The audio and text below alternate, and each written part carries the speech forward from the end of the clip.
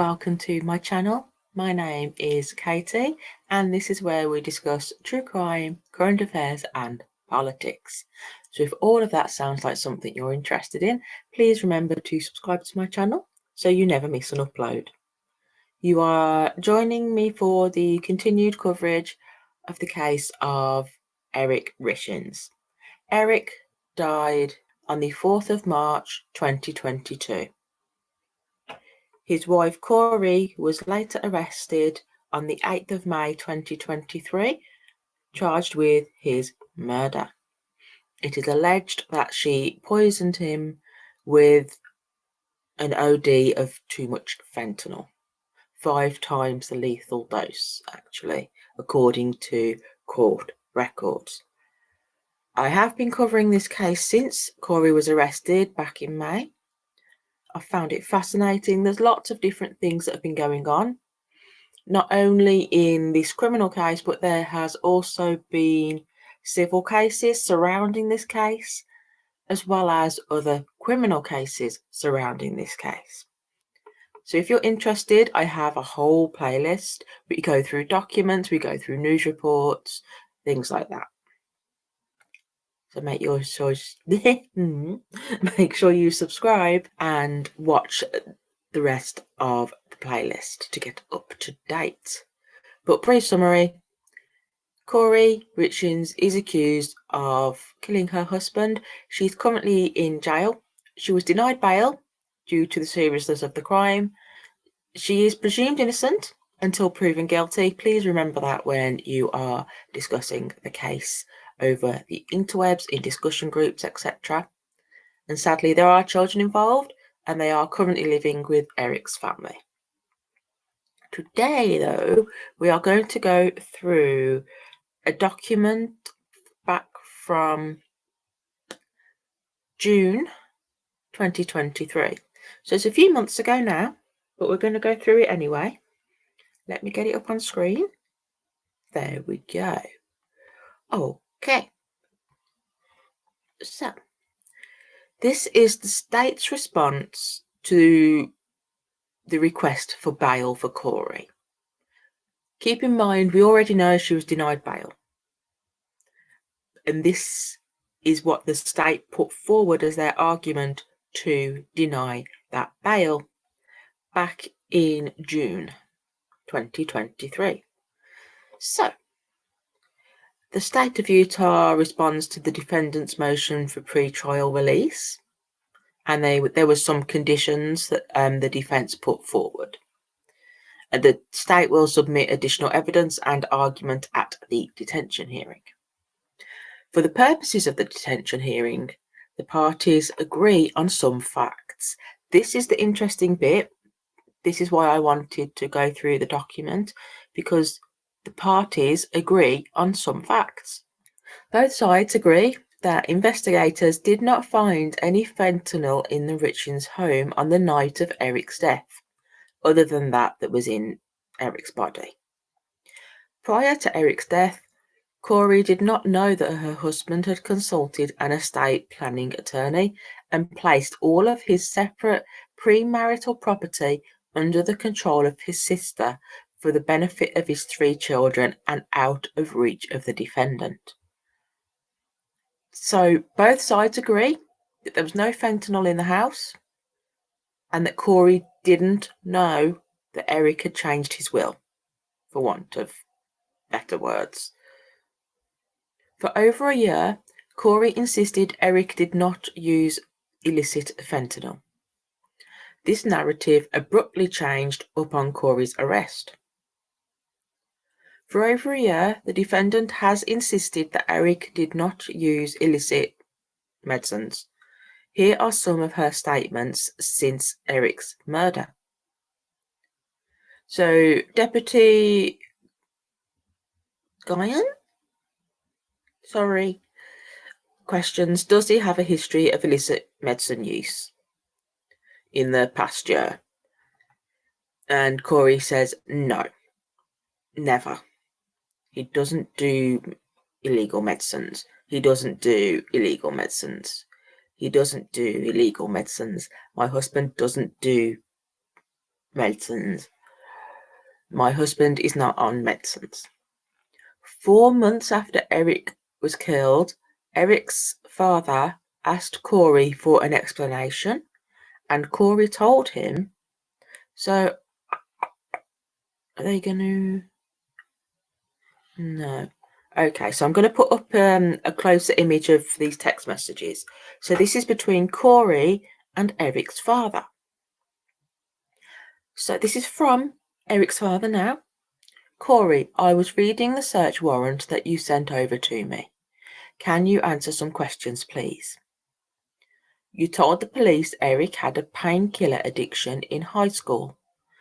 I released the records to the police and there never was such a thing. Where did that come from? Where did the fentanyl come from that he took? Why would something like that be in the house? I do not understand. They said when this was sent. No, 4 months after he died. Okay. And Kouri responds, of course, I'll answer anything you want. There's more than you know. And if you would just talk to me, it would help, I promise. I appreciate you asking. Eric always told me he would steal pain pills from Linda and whoever he could in high school and would be high all the time. It wasn't just me he told this to. It was friends, neighbours who can contest to this. He told me so many stories of being in class and just being high on pills he would have to leave or throw up. He said it got so bad one time, Linda talked to him about getting him help, and Eric begged her not to because he didn't want you to find out. He said he eventually got straight when he went on his mission. Side note, Eric was Mormon / LDS. That's why when Eric had knee surgery, he refused to take painkillers when he struggled so bad and hurt so much. He said he was so terrified of getting hooked on that crap again because it made him so high, so he only would take ibuprofen. I have never known what the hell fentanyl was until cops searched the house. I had to Google what it was when the lady said she was at my house with a huge crowd of cops. It's like meth, so I've learned. Linda is Eric's mother, who is now since passed. According to Kouri, Eric was prescribed pain pills after a knee surgery and declined them. After the medical examiner's report was issued, the defendant referenced the autopsy and said, but the silicosis I was shocked by. Don't suppose you know what silicosis means. But you know, the fentanyl obviously too. The fentanyl is so surprising because Eric does not do medicines. He does not do medicines. Eric, we wouldn't even know how to get fentanyl.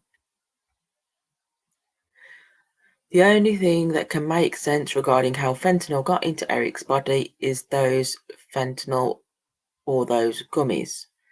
Eric doesn't do fentanyl, so it had to be mixed in something. Not necessarily medicine, but weed. Abruptly, bearing in mind this document is from the state. Abruptly, upon her arrest, the defendant departed from her prior narratives and stated, in a contrived manner, that Eric asked her, Kouri, to get pain pills for him, so no one would know it was him asking. Kouri told her mother and brother that she contacted Carmen Lauber and asked for medicines on Eric's behalf. The defendant further wanted to know if her mother or brother had contacted Lauber since the arrest, to ask Lauber what the hell. From jail, Kouri lied that Eric asked her to procure illicit medicines. She says this even though Eric had a prescription for opioids and did not take them. Through her jail call statement, the defendant has placed herself ordering illicit medicines from Lauber, just like Lauber says she did. Kouri corroborates the very foundation of Lauber's testimony. Multiple witnesses and forensic data corroborate the rest. And back to in a contrived manner, and then it's got a number 1, and then the audio recording is available for the court's review. A transcript can only record words. Much is learned from voice inflection, cues, and human interaction among the speakers. Okay. The cell phone data timed in Kouri's motion are inaccurate. The defence motion in paragraphs 59 to 60 cites Eric's cell phone records to purportedly establish that Eric was alive as late as 11:56 p.m. on March the 3rd. The defence, however, misreads the phone records.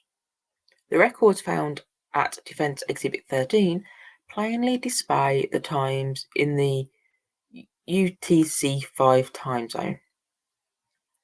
On March the 3rd, Utah was in the UTC-7 time zone.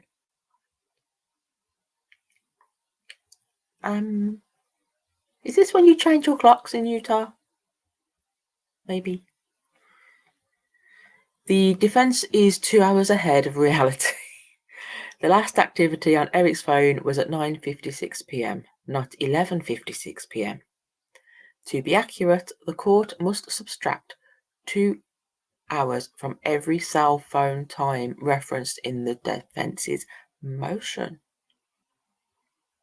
The defendant herself corroborates Lauber's testimony. The defense motion generally suggests that C.L. Lauber is not credible. The threshold fact of Lauber's testimony is that Kouri asked Lauber to purchase fentanyl. The defendant essentially corroborates this fact. On the night of her arrest, Kouri spoke to her mother and brother from jail and admitted that she, Kouri, contacted Lauber and asked for pain pills. The defendant said that she requested the pain pills on Eric's behalf.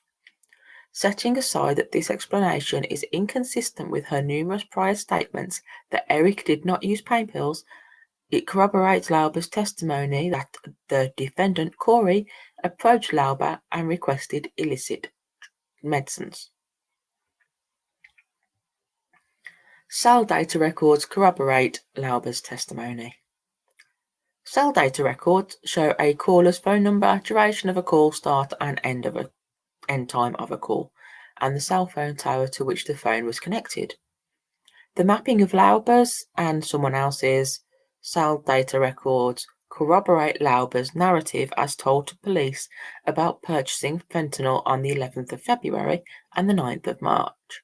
So Lauber's testimony reflects the cell data records.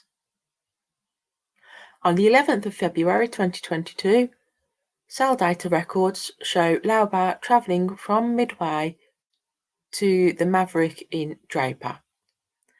They show that Lauber is texting with Kouri while she is at the Maverick. Cell data records further show Lauber at the Maverick at the same time as someone else. There's someone else involved in the illicit medicine purchase. Cell data records also show that Kouri and Lauber text several times that day before they buy the medicines. These texts are not in the defendant's phone, which indicates that the defendant deleted them. I assume it's possible to tell if she deleted them or not. Bearing in mind, this is back in June. This was written up. There's argument in the detention hearing listing the defendant's multiple internet searches about law enforcement. Oh, yes. So, Kouri's internet searches were released, and some of them are about how law enforcement get deleted texts. She Googles that. Her internet searches are not favourable, and that's a nice way of putting it. I've done a previous video. Go watch. We go through them. She signs her own arrest warrant in those searches, in my opinion. allegedly. On the 9th of March 2022, Lauber is again in the Heber area where they live. At midday, Lauber is near the Richins home in Camas while texting with Kouri. These texts are not contained in Kouri's phone. Again, this shows deletion. To date, investigators have recovered one deleted text from Lauber's phone pertaining to Kouri's leaving an item on the porch of her home that day at about 10:30 a.m. It should be noted that in the 4 months of mapping details from December 21 to April 22, this is the only time Lauber's phone shows at or near that cell tower in Camas. Later in the day, cell data records show that Lauber and acquaintance 2 are at the same Maverick in Draper, and that Lauber is also in contact with someone else during that time. At the detention hearing, the state will continue to introduce the myriad of ways that Lauber's testimony is corroborated on multiple fronts by forensic, digital evidence, and other witnesses. So, from what I understand, the defence is saying that Lauber's testimony can't be trusted, and the prosecution are saying, well, it kind of can because we have technical data that corroborates it.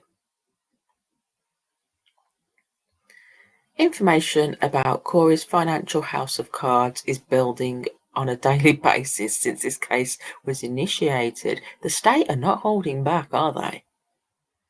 Since filing its detention brief, the state has received bank records from America First Credit Union for accounts belonging to Kouri Richins Realty, Kouri and Eric, jointly their children and herself. These bank records show that Kouri was in an even more dire and desperate financial situation than originally indicated in the state's brief.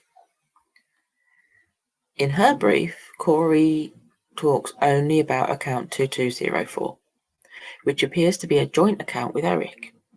As Kouri says, it does appear to be a family account where much of the family expenses are paid.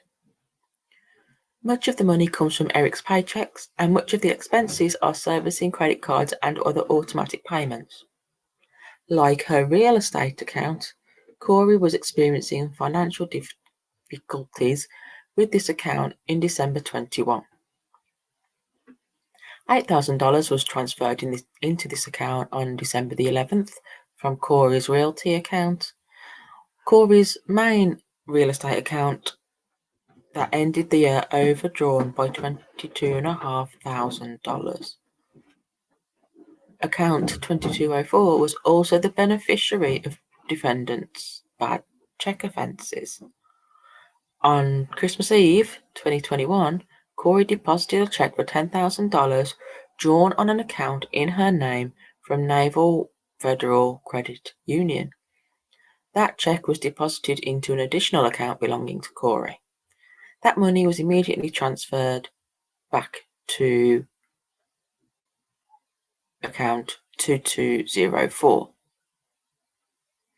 The check was returned for insufficient funds on the 29th of December. On the 23rd of December, Kouri deposited another $10,000 check that was written on the NFCU account.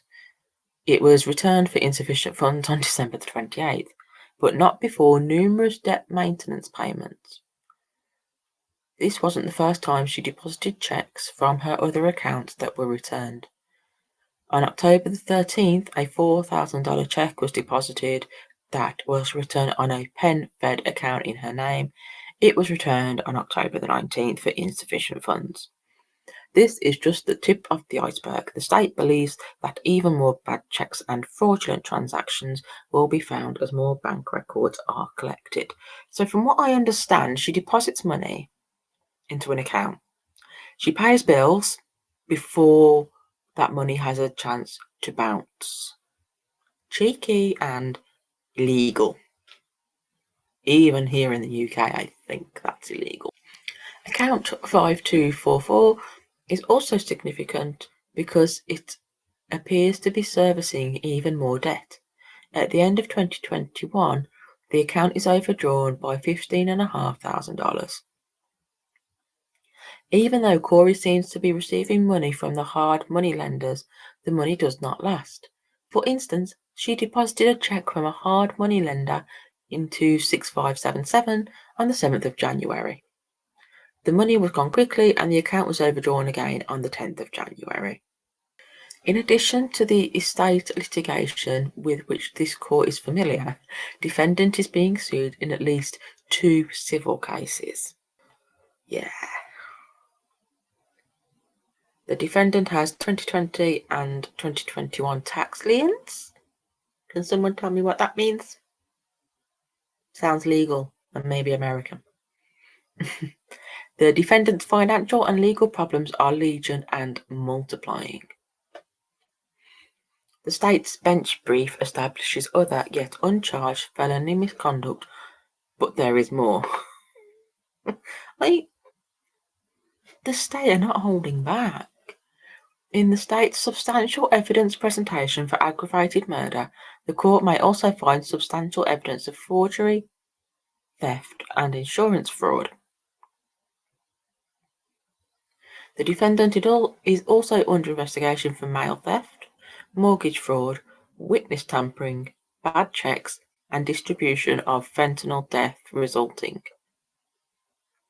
which is a 20-year minimum sentence under federal law. The witness tampering, allegedly, I've covered in a previous video. I assume it's the same one. I assume it's the same charge that was dismissed. The judge kind of went, I've had enough of it, just stop it and get on with your jobs kind of deal. But as I said, previous video, go watch. It's the walk the dog letter or the novel or the witness tampering, depend what side you believe. The defendant's path is strewn with additional felony conduct, and she must be detained pending prosecution and adjudication, not only because she is accused of a capital crime, but lest her manic crime spree continue. Oh my God, this appears to be the defendant's assignment of her accounts receivable in the amount of $87,000 for a $60,000 loan, and then it goes into the terms were 15% with weekly payments of $5,000 a week. Is that normal? Wow. According to the complaint, the defendant paid over $21,000 and then defaulted on the loan. Be interesting to see her credit report. But that's just me being a nerd because I used to work in finance. And yeah, so it was filed back in June. So this was the state's request to deny bail, which was successful. The judge said that because of how serious the charge of murder is, yeah, she probably shouldn't be out on bail. And also, as they have said, she does have additional charges. So yeah, not an update as such today, but just some extra information to consider if you are following the case as closely as I am, if you are obsessed as I am. Don't forget to like this video, get it out there in the YouTube algorithm, and if you want to follow the case as closely as I do, please remember to subscribe. Let me know in the comments what you think about this. Have you learned something new? Because I have. I've learned a lot from this, if it's true. We don't know yet. She hasn't gone to court. There is no court date as of yet. We are hoping to get an update in December. Hopefully another court hearing in December. And hopefully they will actually set a trial date because we still don't have one. So that was an interesting little jaunt, wasn't it, down the rabbit hole? As I said, like, comment, subscribe. If you've come from the Reddit community and the Facebook community, thank you. I appreciate your support. It does mean a lot to me. And I'm going to continue covering the case. We'll see you in the next one. Thank you. Bye.